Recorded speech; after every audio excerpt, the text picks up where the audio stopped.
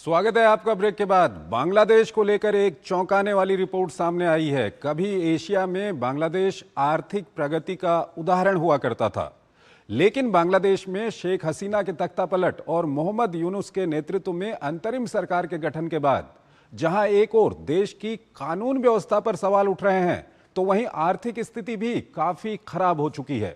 आइए आपको इस पर एक खास रिपोर्ट दिखाते हैं, फिर उस पर अपने विशेषज्ञ मेहमान के साथ हम चर्चा करेंगे।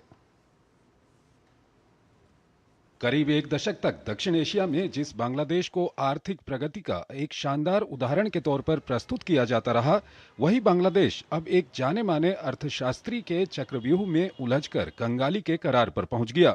यूनुस सरकार का एक साल पूरा होते होते बांग्लादेश से ऐसी कई रिपोर्ट्स आ रही हैं जो गिरती कानून व्यवस्था के साथ साथ अर्थव्यवस्था के भी बुरे हाल का बखान कर रही हैं।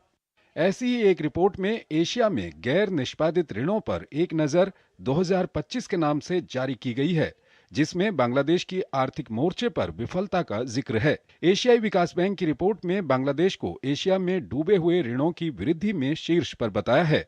रिपोर्ट के मुताबिक अब गैर निष्पादित ऋणों यानी एनपीएल के मामले में बांग्लादेश एशियाई देशों में सबसे ऊपर है, जो उसके बैंकिंग क्षेत्र की कमजोरी को दिखाता है। रिपोर्ट में कहा गया है कि बांग्लादेश का एनपीएल अनुपात 2024 में बढ़कर 20.2% हो गया, जो 2023 के 9% से काफी ज्यादा है। इतना ही नहीं, 2024 में बांग्लादेश के डूबे हुए कुल कर्ज में महज एक वर्ष में 11.2% का उछाल देखा गया।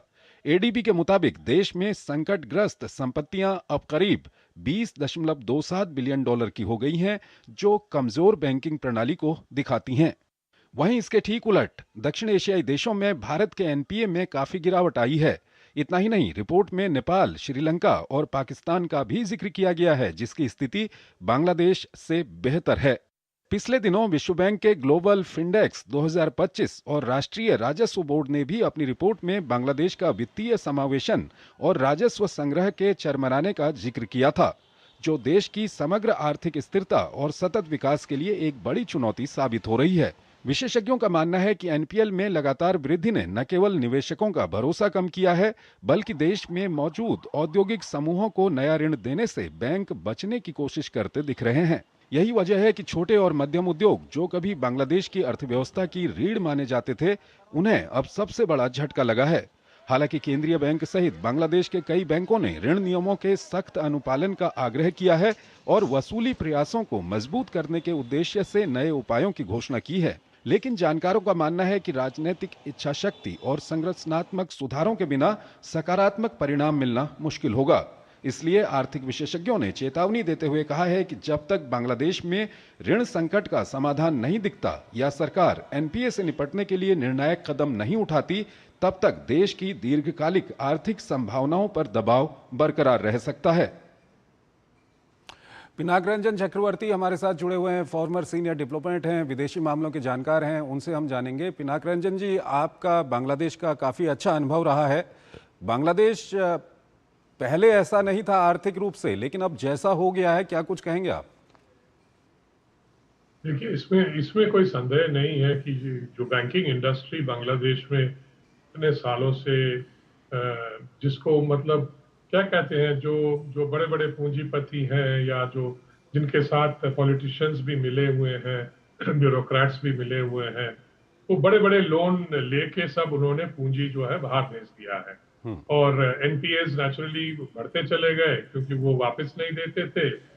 उन्होंने सोचा पॉलिटिकल कनेक्शन वगैरह इस्तेमाल करके वो ये पूंजी वापस नहीं देंगे, तो बैंक्स में तो ये हालत हो गया था कि अब नए जो जब सत्ता पलटने के बाद अब इन्होंने जब देखा तो उन्होंने और भी मतलब कड़े नियम लगा रखे हैं, तो कुछ बैंक्स मर्ज भी कर दिए गए।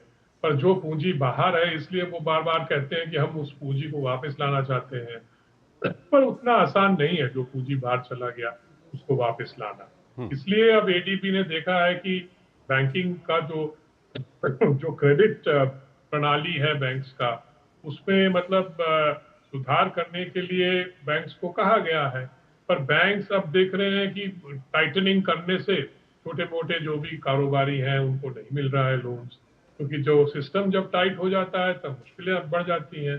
ब्यूरोक्रेटिक जो रिक्वायरमेंट्स हैं, बैंकिंग रिक्वायरमेंट्स हैं, उन्होंने और स्ट्रिंजेंट कर दिए हैं, क्योंकि जो उनका मतलब जो एक्सपीरियंस रहा है उसको उससे बचने के लिए जो पुराना एक्सपीरियंस था, तो ये हालत है। इसलिए जब बैंक्स लोन नहीं देंगे तो नेचुरली बिजनेस पे उसका इम्पैक्ट होगा। तो यही वहां हो रहा है। पर ये इसीलिए उनका जो डेट है, एनपीएस का जो है, वो बढ़ता चला जा रहा है, क्योंकि अब जो पहले देना भी चाहते थे वो सब देश से बाहर भाग गए हैं, क्योंकि पूंजी जिन्होंने बाहर कर दी थी। अब ये है हालात। तो और ऐसे में ये समझ में नहीं आता कि जो नेतृत्व वहां पर दे रहे हैं वो तो खुद अर्थशास्त्री हैं, वो कोई रास्ता नहीं निकाल पाए, काफी समय भी उनको वहां पर हो गया है शासन में। देखिए, जो अर्थशास्त्री वो जरूर हैं, पर इसका मतलब ये नहीं है कि उनके उनके हाथ में, जैसे हम कहते हैं, मैजिक वॉन्ड है कि जिससे वो सब कुछ ठीक कर देंगे। मतलब अर्थशास्त्री हैं इसलिए वो समझते भी होंगे कि ये क्या हो रहा है, क्यों हो रहा है, पर ये भी जानते हैं कि वो जो जो बैंकिंग लोन्स है, जो सिस्टम है, उसको टाइटन नहीं करेंगे तो ये चलता रहेगा। अब उनके अभी जो पूंजीपति वहां हैं, जो भी हैं, वो भी पैसा लेके फिर शायद भाग जाए, कहीं बाहर ले जाएं उसको।